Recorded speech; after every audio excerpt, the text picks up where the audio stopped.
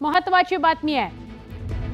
125 उपजिल्हाधिकाऱ्यांना निवड श्रेणी पदावर पदोन्नती मिळालेली आहे। महसूल मंत्री चंद्रशेखर बावनकुळेंनी हे आदेश दिलेले आहेत। या घडीची महत्त्वाची बातमी, राज्यातील 125 उपजिल्हाधिकाऱ्यांना निवड श्रेणी पदावर पदोन्नती मिळालेली आहे। 8 वर्षांपासून त्यांची पदोन्नती रखडली होती।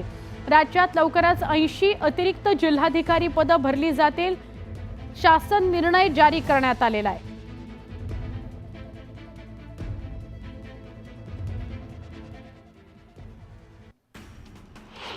राज्यात सध्या खुर्चीच्या राजकारणाच्या चर्चांनी जोर धरलाय। खुर्चीवरून विधानसभेतही जुगलबंदी झाली। अजय चौधरी चुकून विरोधी पक्षनेत्याच्या खुर्चीवर जाऊन बसले, त्यावर शंभूराज देसाईंनी आक्षेप घेतला। अजय चौधरी उठून मागच्या खुर्चीवर जाऊन बसले, त्यावरून सभागृहात पुन्हा एकदा खुर्चीवरून जुगलबंदी रंगली। हातात गाजर घेऊन विरोधकांनी विधिमंडळाच्या पायऱ्यांवर आंदोलन केलं। महायुतीची जनतेशी गद्दारी अशा घोषणा देत विरोधक सरकारविरोधात आक्रमक झाले। राजू शेट्टींच्या नेतृत्वात स्वाभिमानी शेतकरी संघटनेनं विधान भवनाबाहेर आंदोलन केलं। शेतमालाला भाव मिळत नसल्यानं कांदा, कापूस, तूर रस्त्यावर फेकून सरकारचा निषेध करण्यात आला। यावेळी आंदोलकांची पोलिसांकडून धरपकड बघायला मिळाली।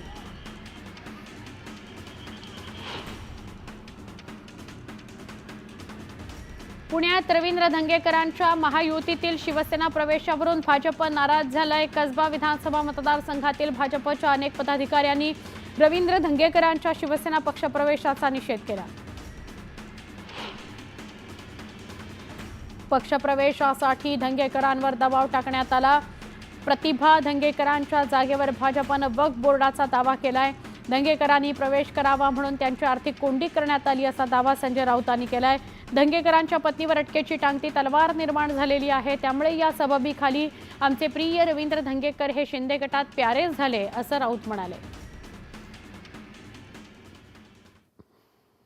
जावाई शोध आम्हाला हुडकावं लागेल, कारण धनंजय मुंडे साहेबांना हजारो असे त्यांचे मित्र आहेत, त्यांच्यावर जीवापाड प्रेम करणारे आहेत।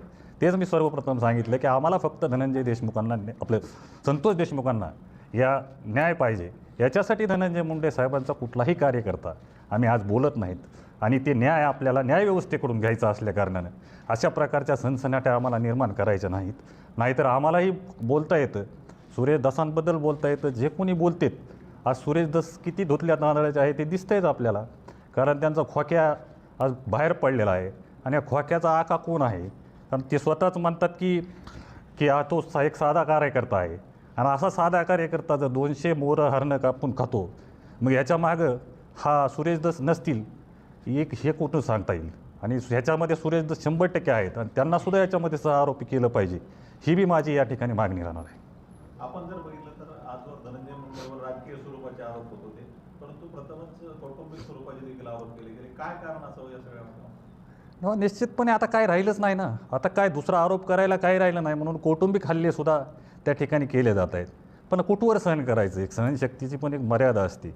ज्या गोष्टीमध्ये कुठल्याही गोष्टीचं तथ्य नाही, प्रत्येक गोष्टीला कुठला आधार नाही, माध्यमांसमोर यायचं, कुठलाही बेछूट आरोप करत सुटायचं, त्याला काही अर्थच नाही ना। म्हणूनच आज कुटुंबावर आल्यामुळं कुटुंबातर्फे कोणीतरी बोललं पाहिजे, यासाठी मी या ठिकाणी माझी एक नैतिक जबाबदारी म्हणून मी या ठिकाणी आलो आहे। कारण महाराष्ट्राच्या जनतेसमोर चुकीचा संदेश जायला नको त्यांच्या माध्यमातून, म्हणून या ठिकाणी आज मी आपल्यासमोर आलेलो आहे।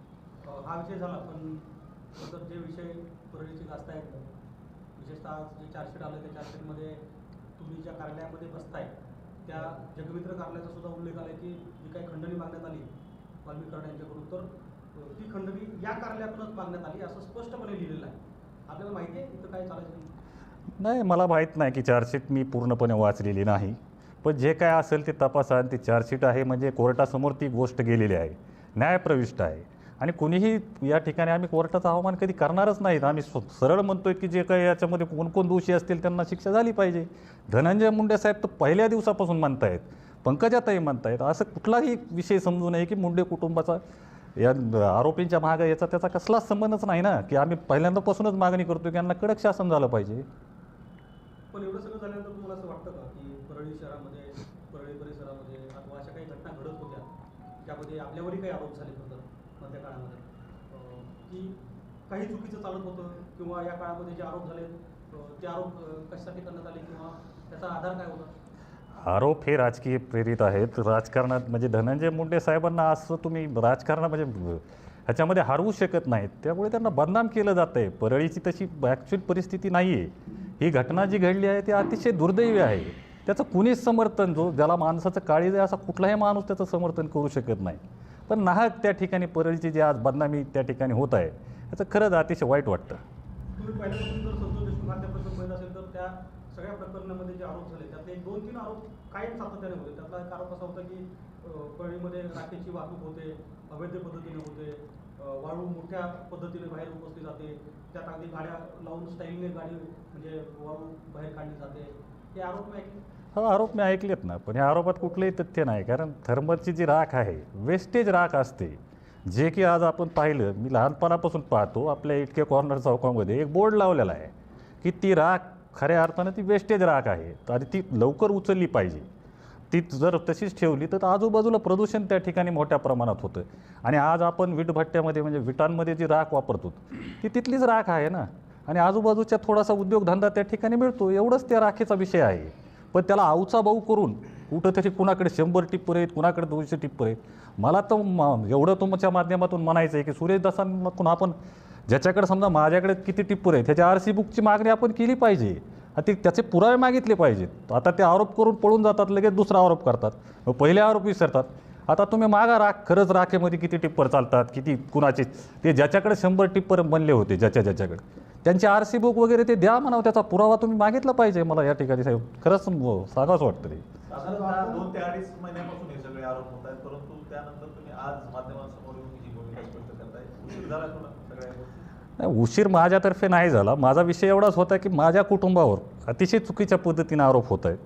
जे काही आपण पूर्वीचे आरोप होते त्याच्यात धनंजय मुंडे साहेब वेळोवेळी व्यक्त झालेत, त्यामुळे व्यक्त होणं अपेक्षित नव्हतं.